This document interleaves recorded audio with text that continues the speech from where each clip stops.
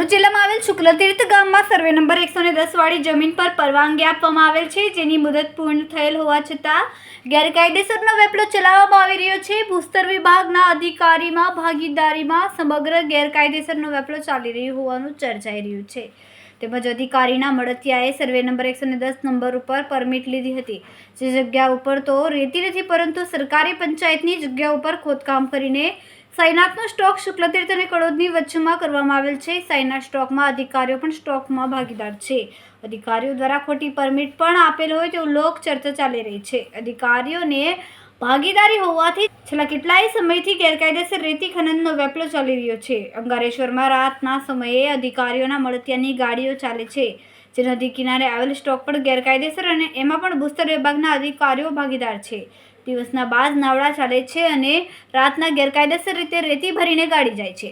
ત્યારે પ્રશ્ન એ થાય છે કે જો સરકારી અધિકારીઓ જ ગેરકાયદેસરના વેપલામાં ભાગીદાર બનશે તો કાયદાનું પાલન કોણ કરશે? આ જ પ્રકારના વરિષ્ઠ અધિકારીઓને કાયદાનું પણ ઘોડીને પી ગયા છે કે શું? તેમજ ગાંધીનગર ખાતે બેઠેલા અધિકારી પણ આ મામલામાં સામેલ હોય તેવું જણાઈ રહ્યું છે। જે ટ્રકમાં રેતી ભરવામાં આવે છે તેમાં જીપીએસ સિસ્ટમ હોવી જરૂરી છે, પરંતુ અહીં તો જીપીએસ સિસ્ટમ વગરની ગાડીઓ ભરવામાં આવતી હોય છે। તેના કારણે રેતી ભરેલ ગાડીઓ ક્યાંથી નીકળે છે અને આખરે ક્યાં પહોંચે છે તે પ્રશ્ન બની ગયો છે। ભૂસ્તર વિભાગના અધિકારીને ભાગીદાર એવા મળતિયા પર પોલીસ ચોપડે ઘણા ખરા ગુના નોંધાયા છે, તેમજ રોયલ્ટીને જાનથી મારી નાખવાની ધમકી આપનાર પ્રકરણમાં પણ મળતિયા વિરુદ્ધ એફઆઈઆર થઈ ચૂકી છે।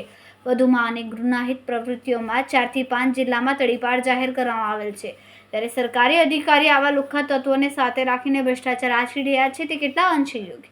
અધિકારીને કોઈ વ્યક્તિ વહીવટ આપવાની ના પાડે એટલે હપ્તા આપવાની ના પાડે તો લોકોને જાહેરમાં અપશબ્દો બોલવામાં આવતા હોય છે અને રૂપિયાની ઉઘરાણી કરવામાં આવે છે, તેમજ જાહેરમાં ધમકીઓ આપવામાં આવે છે અને કે અમારું કંઈ બગાડી ન શકે કેમ કે અમે બધા અધિકારીઓને રૂપિયા આપો છો। આ પ્રકારનું નિવેદન તેમના દ્વારા આપવામાં આવતું હોય છે। તો શું ભૂસ્તર વિભાગના તમામ ઉચ્ચ અધિકારીઓની મામલામાં સાંઠગાંઠ છે કે કેમ તે પ્રશ્ન બની ગયો છે। ત્યારે ઉચ્ચ અધિકારીઓએ પોતાની પ્રામાણિકતા સાબિત કરવા માટે આ અંગે કાર્યવાહી કરવી જરૂરી બન્યું છે।